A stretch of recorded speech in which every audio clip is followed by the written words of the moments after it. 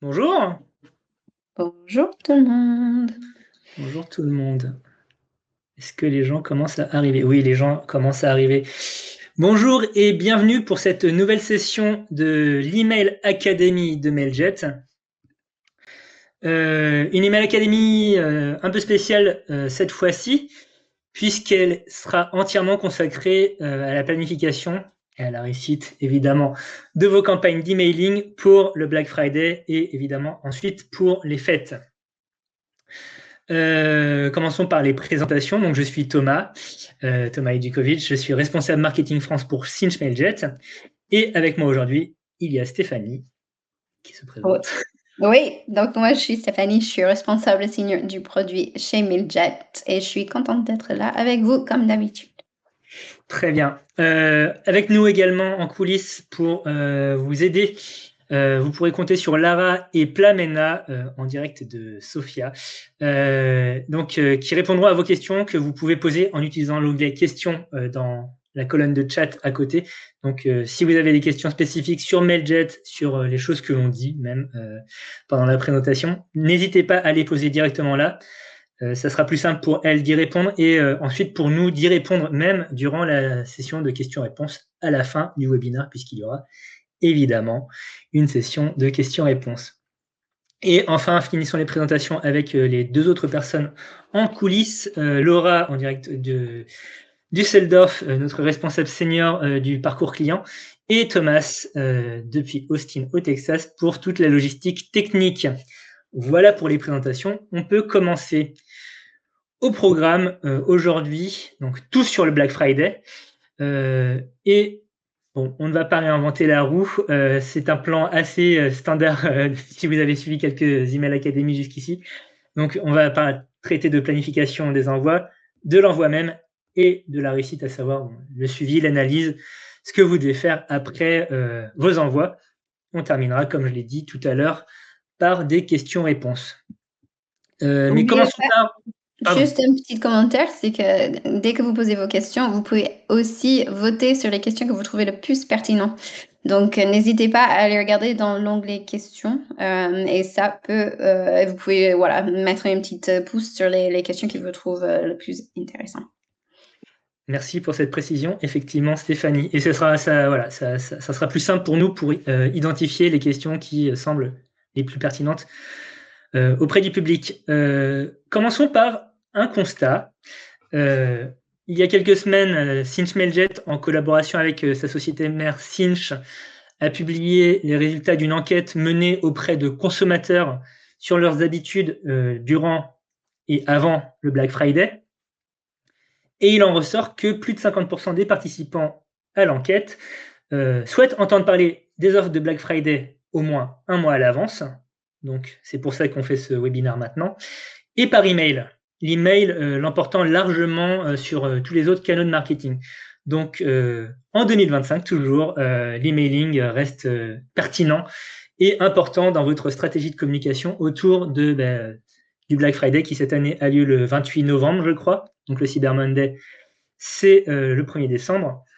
Et donc, le Black Friday qui généralement lance la longue période marketing souvent importante auprès des marketeurs et des vendeurs en général, puisqu'elle s'étend jusqu'à la fin des fêtes de fin d'année, voire jusqu'au solde d'hiver.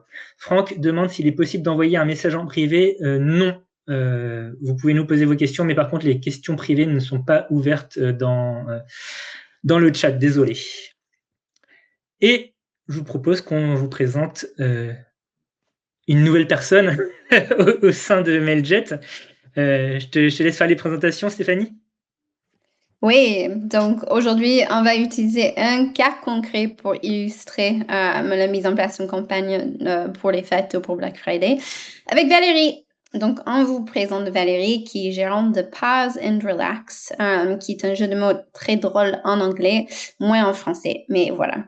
Elle gère une chaîne de toilettage pour les chiens, et elle a besoin d'aide. Donc, c'est une petite entreprise avec 5 employés de boutique et une unité mobile. C'est la nouveauté, ça. Ils ont à peu près 140 rendez-vous par semaine et les clients ils reviennent à peu près tous les 2 mois. Donc, voilà. Ils ont 3400 contacts, dont 2600 que Valérie, en fait, elle a accumulé au fil des années, qui n'ont pas forcément une opt-in. Et quand on parle de opt-in, ça veut dire qu'ils ont donné vraiment leur consentement. C'est peut-être des clients qu'elle a depuis des années, qu'elle a juste eu dans la boutique, etc., sans forcément le consentement explicite. Après, elle a 800 contacts qui ont été récupérés via le site de l'entreprise, donc via un formulaire avec du coup un opt-in, un double opt-in même. Et quand on parle de double opt-in, on parle d'une email de confirmation qui est envoyée après la soumission du formulaire. Et un contact doit aller cliquer dans cet email pour confirmer son souhait d'être inscrit sur la liste de contacts. Ceci est une meilleure pratique, enfin c'est vraiment une pratique à adopter parce que ça confirme que la boîte mail appartient vraiment à cette personne et qu'ils ont vraiment une volonté de recevoir vos emails, ce qui ensuite est très bon pour votre délivrabilité. Donc ça veut dire votre capacité d'arriver dans les boîtes mail de vos contacts. Donc voilà, donc elle a quand même 800 contacts qui ont été ajoutés avec cette méthode qui est voilà la meilleure pratique à mettre en place. Et Valérie, elle est seule, elle gère le marketing et toute la communication en plus d'être gérant. Donc, elle n'a pas forcément des heures et des heures non plus à dédier à cette campagne. Donc, Valérie, elle va nous suivre en fait au fil de la présentation pour un peu illustrer les informations qu'on va vous présenter. Et donc, commençons par le commencement avec la planification. C'est essentiel, planifier toujours vos envois, Black Friday ou non, hein, c'est toujours essentiel. Mais on va revenir sur toutes les bases, justement. On va commencer par identifier votre objectif. Pourquoi est-ce que vous lancez une campagne? Pourquoi vous lancez cette campagne de Black Friday? Ça n'a pas besoin d'être un objectif très compliqué, ça peut tout simplement être augmenter vos ventes. Si possible, connaître la marge, le pourcentage d'augmentation, c'est toujours mieux pour mesurer, mais une augmentation des ventes, une meilleure reconnaissance de la marque, une diffusion de nouveaux produits. Vraiment, l'objectif, c'est vous qui le connaissez, mais il faut le déterminer pour savoir, enfin, c'est de ça que va découler toute la campagne. Parce qu'ensuite, on va travailler à rebours à partir de cet objectif. Surtout, il faut que cet objectif soit mesurable, donc que vous ayez les outils appropriés, que les personnes qui utilisent ces outils puissent vous communiquer les chiffres, les données liées aux effets de la campagne sur ce que vous souhaitez accomplir. Ça, c'est vraiment le cœur même de la planification. Ensuite, vous allez évidemment rentrer dans les détails.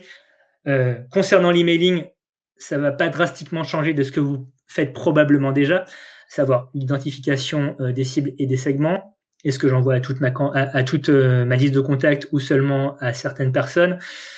La création des contenus, que ce soit du texte ou des images. Est-ce que j'ai besoin de visuels spécifiques, d'animation même peut-être, pour cette campagne? De conception des emails, donc ça va être les modèles.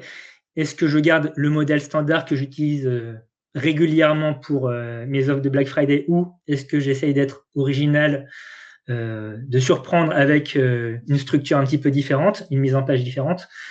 La création ou l'adaptation de vos landing pages, puisque vous allez probablement mettre en avant des produits ou des services ou de nouveaux formulaires dans vos emails de Black Friday. Donc, vous allez avoir besoin de landing page également spécifiques en lien avec cela.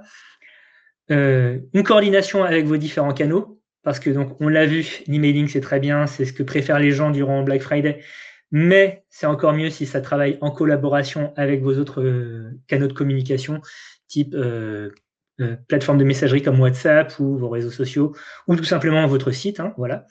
Et enfin, la programmation des envois, car on le verra, le mieux, c'est quand même de programmer les envois plutôt que de cliquer sur « Envoyer » le jour même. Ça vous évite de grosses suées. Concernant cette planification, on revient également aux fondamentaux de la délivrabilité.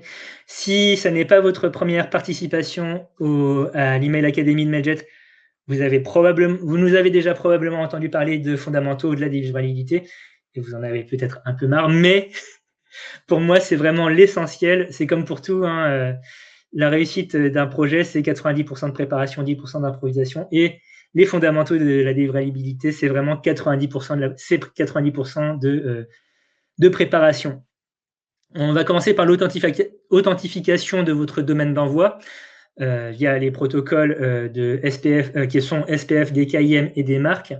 Des noms un peu barbares, mais on va vous expliquer. Si vous êtes déjà un gros expéditeur d'emails, c'est-à-dire si vous envoyez plus de 2500 à 5000 emails par semaine, vous avez déjà ça en place parce que depuis début 2024, certains fournisseurs de messagerie comme Gmail, Yahoo, et puis depuis Microsoft, donc avec Hotmail et Outlook, et même encore plus récemment La Poste, exigent des expéditeurs d'emails de volume important qu'ils aient mis en place SPF, DKIM et au moins une politique de démarque.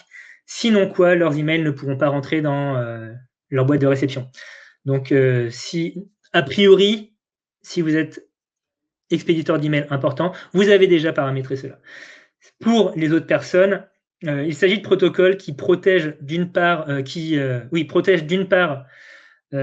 votre réputation d'expéditeur, votre nom de marque, puisqu'ils sont associés à votre nom de domaine et à votre domaine d'expédition.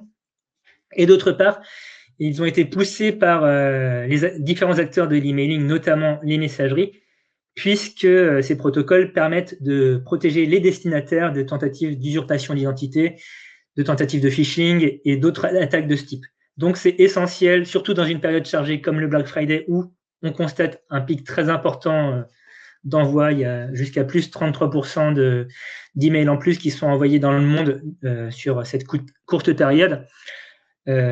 Les restrictions, donc les filtres et les politiques mises en place par les messageries qui vont recevoir les emails sont d'autant plus drastiques. Donc, il est très important de pouvoir montrer patte blanche avec SPF, DKIM et des marques. Deuxième point, l'hygiène des listes. Nettoyez vos listes de contacts. On a vu que celle de Valérie était peut-être pas complètement clean. Donc, probablement qu'elle va devoir entreprendre quelques démarches autour de ça. Mais vous pouvez, par exemple, utiliser des outils ou des fonctionnalités de validation d'adresse email qui vont scanner vos listes de contacts et détecter les adresses qui sont obsolètes ou qui sont garanties de ne pas fonctionner. Donc, vous permettant de faire un premier tri déjà dans vos listes de contacts. Vous pouvez aller plus loin en mettant en place une campagne de réengagement quelques semaines avant votre campagne de Black Friday, en contactant notamment, en isolant une portion de votre liste de contacts, les personnes qui n'ont pas ouvert et donc a fortiori qui n'ont pas cliqué dans vos emails depuis au moins 6 mois, pour leur proposer de rester sur la liste ou pas, auquel cas vous les retirerez. Si la réponse est négative, évidemment, vous les retirez. Si la réponse est positive, vous pouvez les garder. S'il n'y a pas de réponse, vous les retirez aussi, puisque l'absence de négation n'équivaut pas à un consentement. Voilà. C'est vrai en emailing, c'est vrai dans beaucoup d'autres choses. Mais voilà, gardez ça en tête. Faciliter la désinscription en un clic.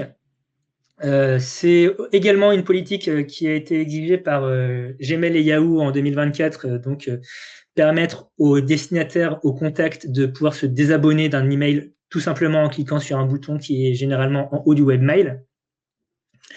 C'est une fonctionnalité qui est par défaut dans Mailjet, donc vous n'avez pas à vous en soucier si vous utilisez Mailjet, évidemment. Si vous n'utilisez pas Mailjet, pensez à ce système plutôt que forcer, entre guillemets, forcer évidemment, mais obliger les destinataires à scroller jusqu'en bas de l'email, cliquer sur désinscrire, confirmer la désinscription, etc. C'est une bonne pratique que d'avoir ce lien de désinscription en un clic. Enfin, préchauffez vos envois. Vous allez peut-être envoyer d'importants volumes d'emails auxquels vous n'êtes pas habitué généralement tout au long de l'année durant le Black Friday. Encore une fois, pour ne pas brusquer les messageries, pensez à cadencer vos envois. Donc, commencez avec des envois en petits volumes vers vos destinataires les plus engagés, celles et ceux qui ouvrent régulièrement et qui cliquent régulièrement dans vos emails, puis augmenter progressivement ces volumes pour que les webmails comprennent que vous êtes un expéditeur légitime qui envoie des contenus qui intéressent les destinataires. Comme ça, le jour J, vous pourrez vraiment y aller à pleine puissance. Je crois que c'est à toi, Stéphanie, sur la segmentation. Alors, je reprends là pour dire que en partant d'un pré-chauffe, on va parler de la segmentation. Donc, c'est très important et ça va aussi aider avec votre délivrabilité si vous segmentez bien vos envois. Donc déjà, de base, le mieux, c'est de commencer avec vos contacts les plus engagés et de commencer petit. Donc, par exemple, on peut commencer avec les contacts qui ont cliqué ou ouvert dans les 7 derniers jours comme premier test. Après, on peut élargir petit à petit, toujours en gardant un œil sur les statistiques. Donc, si on voit que dans un prochain email, on cible les gens qui ont cliqué dans les 20 derniers jours ou qui ont ouvert dans les 20 derniers jours et que les statistiques restent bonnes. On peut peut-être envisager de passer à ceux qui ont ouvert ou cliqué dans les 30 derniers jours. Si jamais on voit une baisse de statistiques, là, il faut peut-être réévaluer notre cible et le réajuster. Pour être sûr qu'on contacte et on cible les bonnes personnes. Il faut aussi bien penser à exclure les gens que vous avez contactés dans votre envoi précédent. Donc, on ne va pas envoyer 2 fois le même mail aux gens qui ont cliqué dans les 7 derniers jours et les gens qui ont cliqué dans les 20 derniers jours. Et comme ça fait un petit échauffement aussi qui va aider à la fois votre délivrabilité et voilà, vous aider à mesurer en fait l'engagement et suivre l'engagement de vos contacts. Comme il a déjà dit Thomas, c'est important aussi de réengager séparément. Donc, pour les contacts qui ne cliquent plus, qui ouvrent plus, un email de réengagement à part peut être très efficace pour les faire revenir ou au moins confirmer qu'ils souhaitent rester sur votre liste de contacts. Et je vois qu'il y a un commentaire que les fonctionnalités pour gérer et nettoyer les listes de contacts sont le point faible de Mailjet. Vous n'êtes pas la première à nous donner ce feedback, on vous entend et on va travailler sur ça, c'est sûr, l'année prochaine. En attendant, on a quand même une fonctionnalité de validation qui est native dans Mailjet. Quand vous ajoutez vos contacts à la base, vous pouvez les passer dans les validations. Si vous avez un compte payant chez Mailjet, une souscription payante, vous avez déjà accès à cette fonctionnalité avec un nombre de validations gratuites tous les mois. Et donc, ça vous permet de valider aussi vos listes petit à petit. Vous pouvez valider également les listes existantes. C'est pas juste au moment où vous les ajoutez, mais c'est une bonne pratique à chaque fois que vous ajoutez des contacts à Mailjet de les passer dans les validations pour être sûr que l'adresse est bonne parce que ça va contribuer à votre taux de délivrabilité. Oh, c'est dur ce mot aujourd'hui. Délivrabilité, on va y arriver. Voilà. Donc, on va passer sur du concret de nouveau et on va voir comment elle va faire Valérie. Donc, on voit que Valérie, elle commence à appliquer déjà les bonnes pratiques. Pour l'instant, elle n'envoie pas beaucoup, une newsletter hebdo plus des rappels de rendez-vous. Donc, déjà, il va falloir qu'elle fasse, il va falloir qu'elle commence avec une petite cible. Elle utilise Mailjet, elle a un domaine d'envoi authentifié, donc ça, c'est très bien. Elle a aussi nettoyé sa liste de contacts et elle a retiré environ 200 contacts qui n'étaient plus valables. Donc, elle est sûre qu'elle a une liste de contacts qui est viable et qui ne va pas finir dans les boîtes à spam. Ensuite, elle a bien défini un objectif pour ses campagnes. Donc, elle veut renforcer la notoriété de sa société et elle veut aussi avoir au moins 100 rendez-vous supplémentaires sur les mois de novembre et décembre. Donc, elle a défini un plan avec un segment. Donc, déjà, elle va partir de ses clients qui sont engagés dans les envois de newsletters, donc ceux qui cliquent dans les newsletters. Et parmi ceux-là, elle va créer des segments encore plus spécifiques. Donc, par exemple, les clients qui n'ont réservé que de 1 à 3 fois sur l'année, donc peut-être qu'ils n'ont pas eu le temps de revenir, ils ont oublié, ils ont un peu la flemme, comme on l'a tous parfois. Ceux qui n'ont jamais réservé, donc ils ouvrent les mails, mais ils ne réservent pas. Donc, il y a peut-être une opportunité là. Et ceux qui sont à plus de 15 km des boutiques, parce que, si on n'oublie pas, elle a une unité mobile. Donc, elle sait qu'elle peut avoir un avantage par rapport à ses concurrents en mettant en avant l'unité mobile. Après, elle va définir les messages en fonction de chaque cible aussi, donc pour que ça soit personnalisé. Et là, c'est là où elle va jouer avec vraiment l'utilité des segments. Par exemple, ceux qui sont loin, elle peut mettre pause and relax seront chez vous, voilà. Contrairement à quelqu'un qui n'est jamais venu, peut-être une petite offre, une réduction peut les inciter à venir, ou vous nous manquez pour ceux qui ne sont pas revenus depuis longtemps en fonction de la date du dernier rendez-vous. Comme on a dit avant, il va falloir préparer quand même pas mal de choses pour ça. Landing page, formulaire de rendez-vous, email, post, réseaux sociaux. Tout n'est pas obligatoire, mais c'est vrai que c'est bien d'avoir tous ces canaux à disposition si possible, parce que ça fait quand même une campagne bien ficelée qui fonctionne au mieux. Et après, elle va suivre les conseils de commencer tôt. Donc, lancement début octobre, avec plusieurs emails dans la série. Alors, comment elle va faire ça? Valérie, quelqu'un qui est gérant d'une entreprise qui n'a pas trop le temps de passer des heures et des heures et beaucoup de choses à faire. Ben, elle a de la chance, elle a déjà un site web, donc elle va se servir de ça. Elle va ajouter une bannière pour préciser la réduction. Mais pour les campagnes emailing, elle va utiliser Mailjet. Et il y a plein d'outils à lesquels elle a accès dans Mailjet qui va lui permettre de gagner un peu de temps. Donc, je vais faire une petite démo juste pour montrer un peu ce qu'elle va utiliser dans Mailjet Valérie pour aller plus vite. Et on va... Une seconde. Hop. Petite. Voilà. Hop. Est-ce qu'on voit bien mon écran? Super. Alors, le premier des outils qui va vraiment aider Valérie, c'est le Brand Kit. Alors, le Brand Kit, c'est une fonctionnalité dans Mailjet qui vous permet de sauvegarder vos couleurs, vos polices, vos logos, vos réseaux sociaux, vos préférences sur votre bouton, pour ensuite vous faire gagner du temps dans l'éditeur d'email et la création de modèles. Donc là, vous pouvez spécifier voilà tout. Vous avez un petit aperçu à droite qui montre les résultats de votre modèle. Et une fois que vous avez votre brand kit en place, nous avons une sélection de templates sur lesquels vous pouvez appliquer votre brand kit.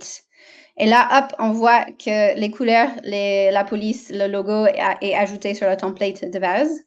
Et on peut créer le modèle. Ensuite, une fois dans l'éditeur, là, on voit qu'on a un bloc logo qui est à disposition. Et par exemple, quand on glisse un bouton sur le modèle, on a déjà les préférences que Valérie a fixées dans le brand kit. Donc, ça peut vraiment faire gagner du temps dans la création de modèle. Ensuite, il suffit d'insérer les images et mettre à jour le texte et le tour est joué. Après, on va parler vite fait de l'IA. Je sais que tout le monde en a marre, mais je pense qu'il faut voir l'IA comme un outil qui vous donne une base de travail, pas quelqu'un qui fait le travail à votre place.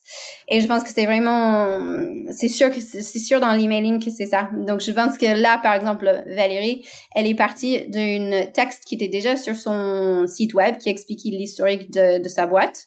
Et elle demande à l'IA de le transformer en message de newsletter qu'elle peut envoyer à ses clients.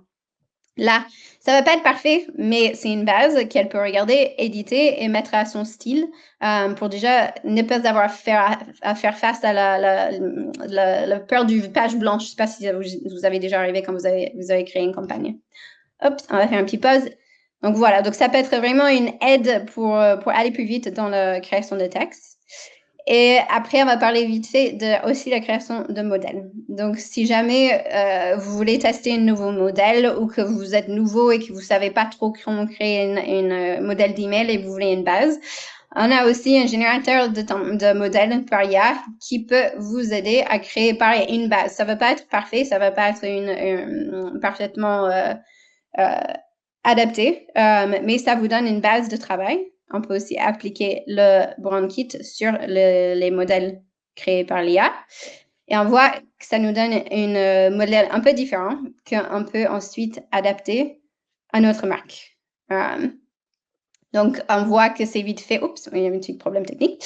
On voit que c'est vite fait d'insérer des images qu'on a déjà dans notre bibliothèque et de la personnaliser à notre envie. Alors, là, c'est pour aller plus vite dans la création des campagnes, excusez-moi.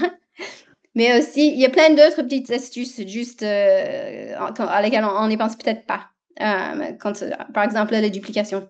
Donc, je sais que je vais créer 4 emails. J'en ai déjà un qui est créé. Je vais le dupliquer et ça va me donner la base de le deuxième email que je souhaite envoyer dans les séries.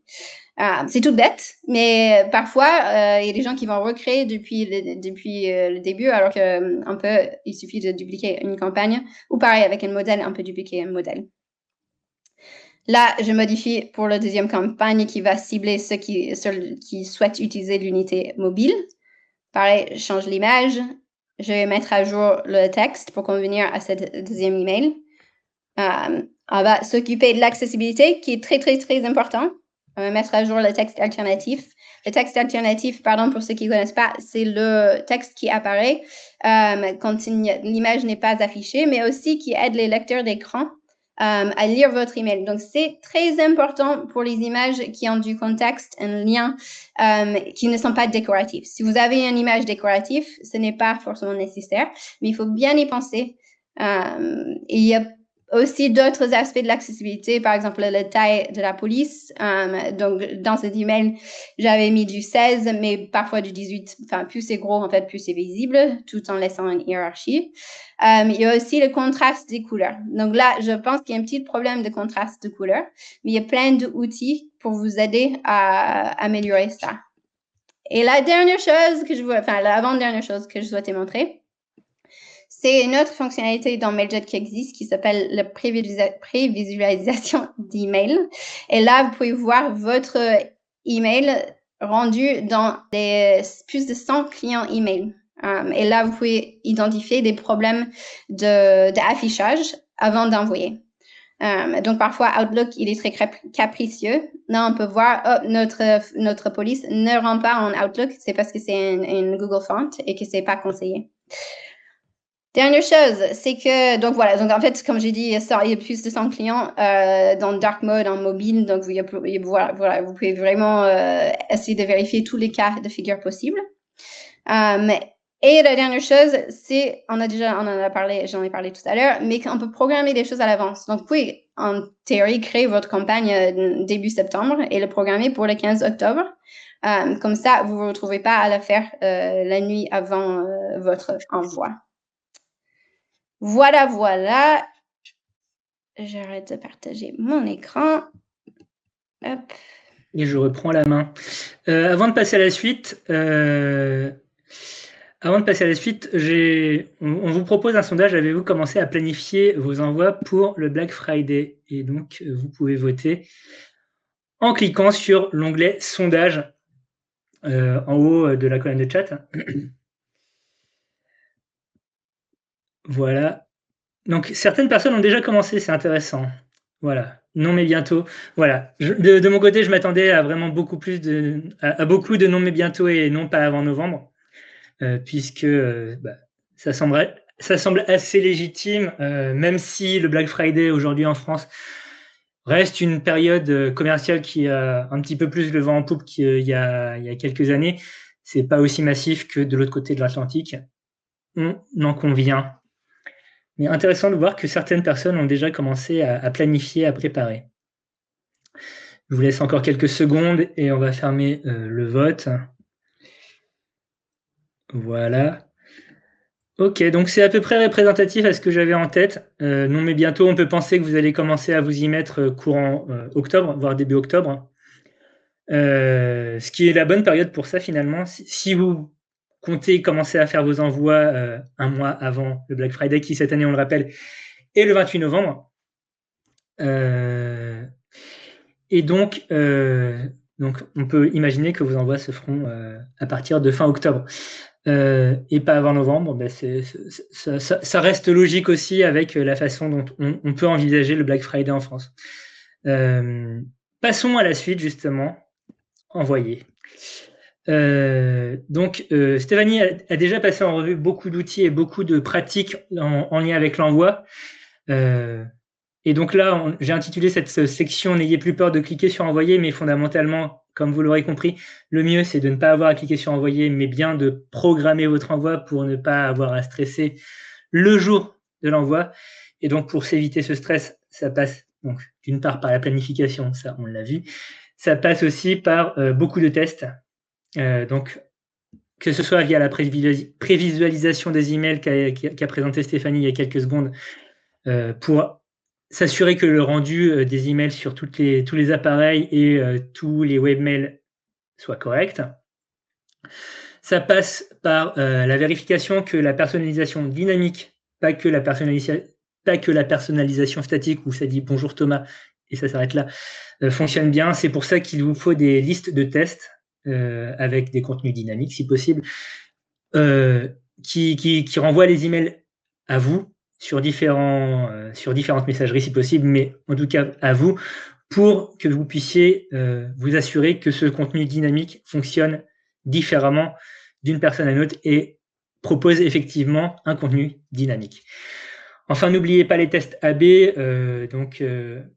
Ça peut être fait en amont lors de votre phase de préchauffe, où vous allez pouvoir tester certains éléments de votre email et voir lesquels fonctionnent le mieux.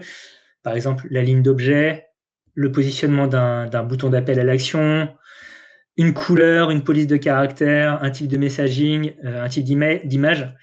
Voir ce qui fonctionne le mieux pour que dans les emails que vous allez envoyer le jour J, vous sélectionniez les meilleurs éléments et que finalement vous envoyez l'email qui correspondra le mieux à votre audience.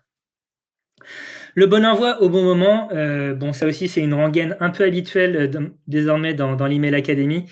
Et par ailleurs, ce n'est pas du tout une science dure, même s'il y a quelques règles très générales, à savoir si vous faites du B2C, le mieux c'est d'envoyer vos emails pendant les périodes où vos destinataires sont les plus à même de consulter leurs emails personnels, donc les week-ends, les pauses déjeuner et après les horaires de travail. Si vous faites du B2C, c'est l'inverse, c'est pendant les moments où les gens sont sur leur boîte professionnelle, donc en semaine et sur les heures de travail. Mais le mieux, c'est de tester par vous-même et d'identifier, de connaître les jours et les moments où vos destinataires sont les plus réceptifs à vos emails. Et sélectionner ces périodes justement pour envoyer votre campagne a posteriori. Également, mesurer les effets de vos emails. On va le voir tout de suite après dans l'exemple avec Valérie. Il y a de grandes chances que votre campagne de Black Friday ne se contente pas d'un seul email. Que ce soit une séquence d'emails sur le temps ou en tout cas plusieurs envois marketing sur la période à partir de laquelle, jusqu'au Black Friday. Il se peut que vos destinataires soient victimes de email fatigue, une certaine lassitude à recevoir des emails parce que d'habitude, vous ne leur envoyez qu'un seul email par mois ou tous les trimestres. Et là, d'un coup, ils reçoivent des emails de vous toutes les semaines. Ça peut être beaucoup. Dans ce cas, réagissez. Si vous constatez que les taux d'ouverture et de clics sont en baisse et qu'au contraire, les taux de désabonnement, voire de mise en spam, on n'espère pas, mais ça peut arriver, augmentent, réagissez en ralentissant justement la cadence d'envoi. Peut-être que ce rythme hebdomadaire que vous avez mis en place n'est pas le bon pour le public que vous ciblez. Préservez-les avant de créer une catastrophe et que tout le monde se désabonne. Préservez-les et sautez un ou deux emails de votre séquence d'envoi pour vous concentrer sur l'email avec le message principal ou l'email le plus critique parce qu'il est le plus proche de la période du Black Friday, où là, vous pourrez récupérer leur attention. Mais donc, ne submergez pas forcément vos destinataires d'email s'ils vous montrent les signaux que ce n'est pas ce qu'ils veulent. Comment envoyer, donc, comme l'a montré Stéphanie, planifier.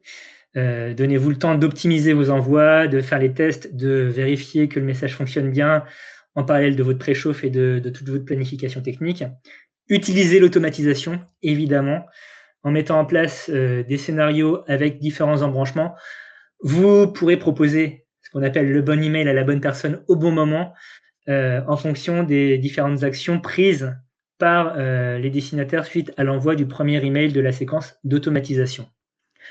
Enfin, suivez vos envois, on va surtout l'aborder dans la dernière séquence, mais si vous avez programmé vos envois, assurez-vous quand même qu'elles soient bien parties, parce qu'on ne sait jamais, il peut toujours y avoir un petit problème technique, auquel cas il faut que vous passiez en manuel.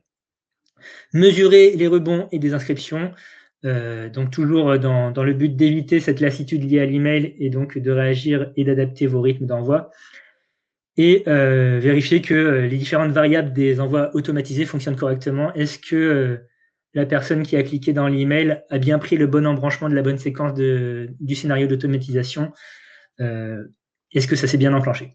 Ce sont des points, encore une fois, à vérifier tout au long de la période de la campagne, mais qui sont essentiels à prendre en compte pour offrir une expérience d'emailing agréable aux destinataires. Mais revenons à Valérie. Valérie. Alors, quelle est la stratégie d'envoi de Valérie, notre chère Valérie? Juste un petit rappel de son objectif qui était très clair. C'est renforcer la notoriété et avoir au moins 100 rendez-vous supplémentaires en novembre et décembre. Et son cible, qui est les clients qui ont fait entre 1 et 3 réservations jamais réservées ou qui sont à une distance de plus de 15 km de sa boutique. Tout ça parmi les gens qui sont engagés dans les emails, donc c'est-à-dire qui cliquent, qui ouvrent, qui réagissent. Alors, elle va faire 4 emails. Elle va faire un premier email le 1er octobre qui va présenter l'offre et faire être la phase découverte. Et là, elle va jouer sur la personnalisation. Donc, elle va peut-être faire un A/B test avec un objet qui cible ceux qui sont jamais venus avec découvrir notre service, profiter de moins 15%, versus des gens qui sont déjà venus mais pas depuis longtemps. Avec vous, nous manquez, revenez avec 15%. Ensuite, pour le deuxième, elle va passer sur une technique de bénéfice immédiat. Donc, elle va présenter un contenu qui valorise la praticité. Est-ce que c'est un mot en français, praticité? Et la localisation selon l'adresse du client. Donc, pour ceux qui sont à plus de 15 km, elle va faire un ciblage avec l'unité mobile en proposant le mobile. Peut-être pour ceux qui sont près des boutiques, dire hop, on n'est que 2 pas de chez vous, pourquoi pas prendre rendez-vous? En montrant que voilà, c'est rapide, c'est facile et qu'il y a une offre à l'appui. Ensuite, le 5 novembre, elle va faire un email avec du preuve sociale. Donc, avis d'un client avec un avant et un après d'un chien pour lui montrer, hop, comme il est mignon, regardez comment on a bien travaillé. Ou une statistique à l'appui. Par exemple, 95% de nos clients, ils sont satisfaits des résultats et les chiens aussi. Voilà.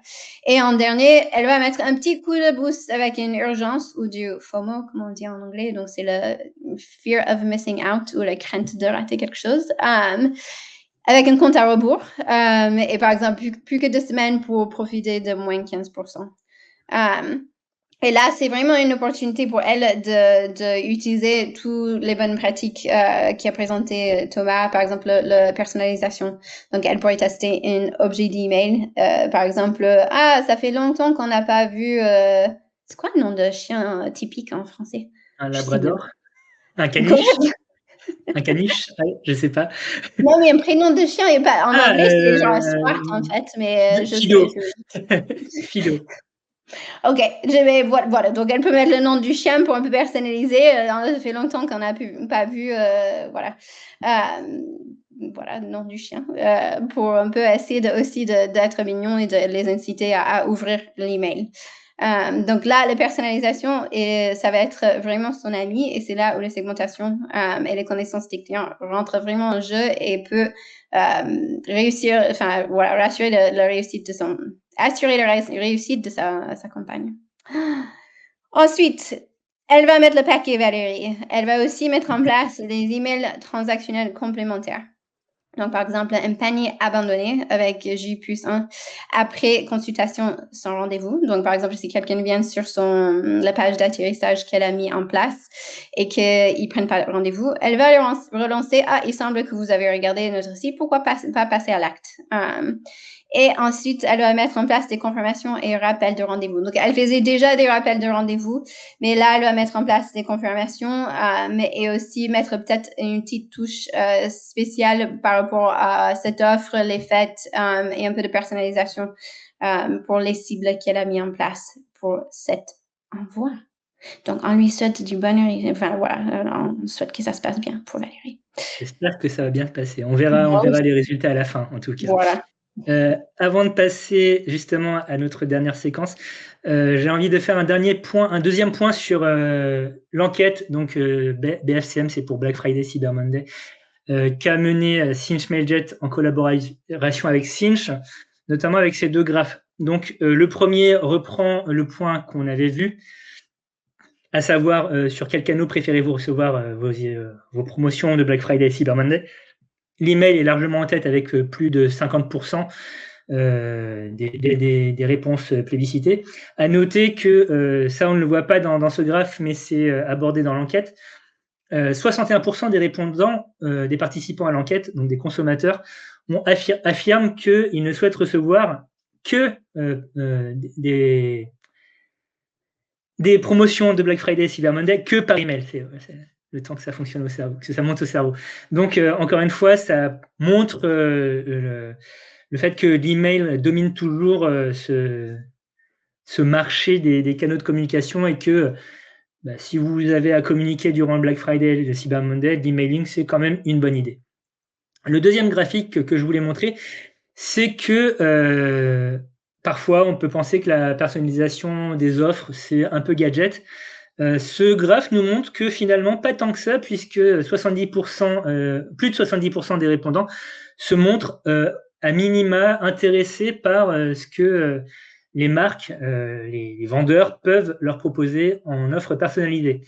Et donc, encore une fois, on n'est pas seulement dans la personnalisation du bonjour Thomas, bonjour Stéphanie en haut de l'email, qui aujourd'hui est quasiment anodin finalement. Enfin, on le voit, mais on le skip très vite. Là, ce qui est intéressant, c'est que si une personne a effectué un achat, elle n'est pas contre le fait de recevoir un email avec des propositions de services ou des informations en lien avec l'achat qu'elle a effectué quelques jours auparavant. Donc, c'est quelque chose à garder en tête de votre côté lorsque vous allez mettre en place vos campagnes durant le Black Friday. Parce que justement, ça peut rendre vos campagnes plus dynamiques et surtout accrocher davantage votre public. Passons donc à la dernière séquence, réussir. On espère tous que vous allez réussir vos campagnes de Black Friday, évidemment. Et donc, on commence évidemment par l'analyse statistique. Comment s'est déroulée la campagne? Donc, une recommandation générale, consultez vos statistiques d'envoi 48 heures après l'envoi pour laisser le temps au destinataire tout simplement de découvrir, d'ouvrir, de lire vos emails, de cliquer dedans éventuellement. Vous n'aurez pas de résultat probant 3 heures après votre envoi, quoi. Donc, laissez le temps à vos destinataires de découvrir vos offres avant de tirer des conclusions. Prenez également en compte les faux positifs de robots. Depuis quelques années, certains services de messagerie, notamment Apple Mail, mais d'autres aussi, ont mis en place des robots d'ouverture et des robots de clic qui vont ouvrir et cliquer préemptivement dans les emails pour s'assurer que les liens ne sont pas frauduleux, que l'email offre un contenu licite pour le confort du destinataire, hein, évidemment. Ce qui crée des faux positifs. Ça va créer des fausses ouvertures, ça va créer des faux clics. Mailjet a des outils de détection des robots de clic. Donc, voilà, prenez en compte ces statistiques lorsque vous allez faire votre analyse de campagne. Enfin, tirez les conclusions. Quel contenu a généré le plus de clics? Quel contenu a généré le moins de clics? Est-ce que l'article que vous aviez positionné en haut a bien capté l'attention des clients, des contacts, et généré davantage de conversions vers l'autoclic? Donc peut-être que c'est une bonne idée de faire ça. Sur ce qui a généré le moins de clics, posez-vous la question de est-ce qu'il était bien positionné? Est-ce que l'offre est assez alléchante? Parce que parfois non. Est-ce que les couleurs sont les bonnes? Est-ce que ça correspond à ce que vous proposez d'habitude comme service ou produit sur votre site? Voilà. Tirez les conclusions de ce que des différentes statistiques que vous allez recevoir suite à l'envoi de votre campagne. Et enfin, continuez sur votre lancée. L'emailing, ça ne s'arrête pas à l'envoi, ça ne s'arrête pas non plus au suivi statistique, ça va plus loin encore. Vous allez pouvoir entretenir les nouvelles conversations que vous avez engagées avec cette campagne. Vous avez déjà des clients, probablement qu'un certain nombre de clients existants vont s'engager avec la campagne, et tant mieux. Vous avez déjà normalement des processus de suivi qui sont mis en place. Concernant les nouveaux clients, retenez-les. Vous les retenez facilement, facilement, je ne sais pas, mais vous les retenez via des scénarios de bienvenue, d'accompagnement et d'entretien qui existent déjà probablement de votre côté, mais que vous pouvez adapter pour la période. Type, vous nous avez rejoint à l'occasion du Black Friday, voici ce que vous pouvez attendre de nous, etc. etc. Et vous faites le détail au gré d'une campagne de un ou plusieurs envois présentant en détail vos services, vos fonctionnalités et vos produits. Vous pouvez aussi envoyer des emails de remerciements et de conseils. C'est très basique, mais c'est toujours appréciable. D'autant plus appréciable si les conseils sont opportuns vis-à-vis des produits ou services achetés. C'est encore mieux si en plus il y a une petite offre pour un futur achat en plus, du type livraison offerte, gagner X points de fidélité, voire un pourcentage, un code promotionnel de réduction ou autre. Offrez des contenus éducatifs pour fidéliser, enfin. C'est l'inbound marketing. Vous avez probablement des tonnes de contenus sur votre site faisant la promotion et expliquant comment fonctionnent vos produits, comment fonctionnent vos services. Faites-en des emails. Faites-en des emails éducatifs qui vont derrière engager davantage les clients avec votre marque et montrer que vous vous souciez de la bonne utilisation de ce que vous leur avez vendu. Enfin, concernant les opportunités manquées, et ça c'est quelque chose que Valérie a fait, c'est la mise en place d'emails de paniers abandonnés, c'est-à-dire que après consultation d'un produit, d'une page produit, après avoir enclenché la démarche de remplir le panier, mais cette démarche n'a pas abouti, vous pouvez envoyer généralement à J+1 un email de rappel de panier abandonné en montrant au client que vous êtes sûr que ça ne vous intéresse pas, etc. Vous pouvez là aussi proposer des offres supplémentaires qui vont permettre un engagement et débloquer le processus de décision. Et donc, nous parlions de Valérie, revenons à elle. Elle vous a manqué, hein? Elle vous a manqué, je le savais. Donc, comment elle va mesurer sa réussite? Donc, elle n'a pas encore envoyé sa campagne, donc on ne peut pas encore savoir quels étaient les résultats. En revanche, elle sait comment elle va la mesurer. Déjà, le pourcentage d'objectifs atteints. Donc, elle avait un objectif assez concret et facile à mesurer avec son rendez-vous en plus sur le mois de novembre et décembre. Donc, ça lui fait, avec son rythme de 140 par semaine, à peu près à 11 à 12 en plus par semaine. Donc, elle saura vite au fur et à mesure si elle est en train d'atteindre cet objectif ou pas. Ensuite, les revenus, c'est tout simple. Si elle atteint 100% de son objectif, elle peut avoir 8 500 € en plus. On a dit que c'est 100 € par session. C'est très cher, Valérie. Enfin, j'ai pas de chienne, donc en fait, je sais pas. Mais c'est ce qu'on a trouvé. Mais du coup, c'est 8 700. Donc, ça lui fait 10 000 avec 8 500 après remise de 15% qui était dans l'email. Et on va dire que la majorité, ils vont essayer d'en profiter.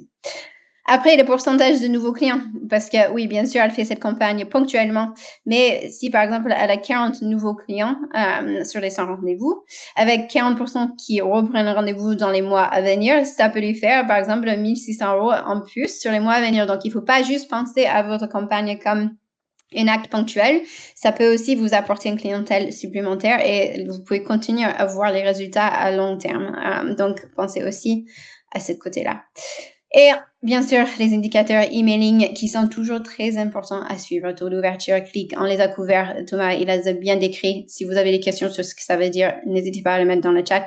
Mais elle va les suivre parce qu'elle sait que c'est très important de suivre la réussite et savoir si les gens ils sont engagés et continuent de vouloir recevoir ces emails. Après, pour aller plus loin, Valérie, après cet envoi de campagne, elle peut aussi mettre en place d'autres actions automatisé. Donc, soit par exemple de proposition de création de profil en ligne. Donc, ceci peut lui permettre de récolter davantage d'informations sur ses clients. Par exemple, le race du chien, le nom du chien, des trucs qui lui manquent dans sa base de données. Et ce qui va par la suite améliorer la personnalisation davantage. Voilà, la personnalisation des emails qu'on envoie. Elle envoie. Oh, c'est dur aujourd'hui. Ensuite, un scénario de bienvenue aux nouveaux clients. Elle peut mettre ça en place. Donc, dès que quelqu'un prend rendez-vous pour la première fois, une série d'explications de comment ça se déroule, voilà, les règles, une offre, des offres de réduction par la suite, etc. Donc, elle peut mettre ça en place. Ça, pour ensuite les fidéliser à long terme. Des demandes de retour d'expérience. Donc, ça peut lui augmenter sa notoriété aussi. Si les clients ils laissent un avis sur Google ou sur Trustpilot ou une autre plateforme de confiance. Elle peut aussi envoyer un email de remerciement ou, par exemple, les inciter à reprendre rendez-vous. Un peu comme elle a fait dans la campagne, mais de façon plus régulière. Donc, ça fait 6 semaines qu'on n'a pas vu Médor, j'ai enfin compris le nom du chien. Médor, vous voulez pas reprendre rendez-vous pour lui. Donc, ce type d'action qui pourrait du coup continuer l'action qu'elle a mis en place pendant la période des fêtes et Black Friday, Cyber Monday. Donc, on lui souhaite bonne continuation. Et beaucoup de réussite de Black Friday, évidemment. Voilà, on est fiers d'elle. Un agenda bien rempli. Et c'est le moment de la séquence questions-réponses de notre côté. Donc, la plupart des questions ont déjà été répondues, mais on peut revenir sur certaines d'entre elles. Je pense notamment à celle qui a été envoyée par, alors que je ne me trompe pas, par Tayan concernant le meilleur rythme d'envoi dans le B2C. Donc, c'est une question qui revient régulièrement chez nous de toute façon. Comme je l'avais dit, c'est pas une science exacte. C'est pas une science exacte, mais de façon générale, comme vous vous adressez à des clients privés, des personnes privées, il vaut mieux les contacter sur les moments où elles vont être les plus à même de consulter leur boîte de réception personnelle. Donc, pause déjeuner, le matin éventuellement, le soir surtout, le week-end. Après, on a tous nos modes de vie différents. Le télétravail, c'est de plus en plus répandu, donc c'est beaucoup plus simple de consulter sa boîte perso alors qu'on est au travail aussi. Donc, encore une fois, le mieux, c'est de faire les tests de votre côté, parce que peut-être que votre clientèle, votre base de contact a des spécificités qu'on ne peut pas identifier et qui ne vont se révéler qu'après avoir fait plusieurs tests. Donc, testez les envois sur des jours différents et voyez quel jour est le plus performant. Et ensuite, testez sur différentes heures aussi. Est-ce que les envois du matin fonctionnent mieux qu'après-midi? Est-ce que si vous proposez des services à destination des enfants, les emails envoyés le mercredi après-midi sont plus efficaces? Voilà, il y a énormément de situations, chaque situation est quasiment unique, donc le mieux, c'est de tester chacun de son côté. On a une question sur l'auto-désinscription de la part de Daniel. Entre quel pourcent doivent se trouver les désinscriptions pour être considérées comme des taux corrects? Évidemment, le mieux, c'est le moins possible, mais ça ne répond pas à la question. Dans la politique d'acceptation, d'utilisation acceptable de Mailjet, je crois que le taux de désinscription doit rester inférieur à 1,4% du taux global des emails envoyés. Donc ça, de toute façon, les désinscriptions sur une liste, sur la liste sur laquelle que vous avez utilisé. Mon Dieu, moi aussi, c'est difficile aujourd'hui. Les inscriptions sur la liste que vous avez utilisée sont automatiquement prises en compte et donc vous n'avez pas à les retirer. Par contre, si ce contact se retrouve sur d'autres listes dont vous disposez, il vaut peut-être mieux effectivement que vous les retiriez manuellement. Vous pouvez faire les recherches par adresse email dans votre compte Mailjet et donc faire en sorte de bloquer en quelque sorte cette adresse pour vous assurer qu'elle soit bien désinscrite de l'ensemble de vos emails.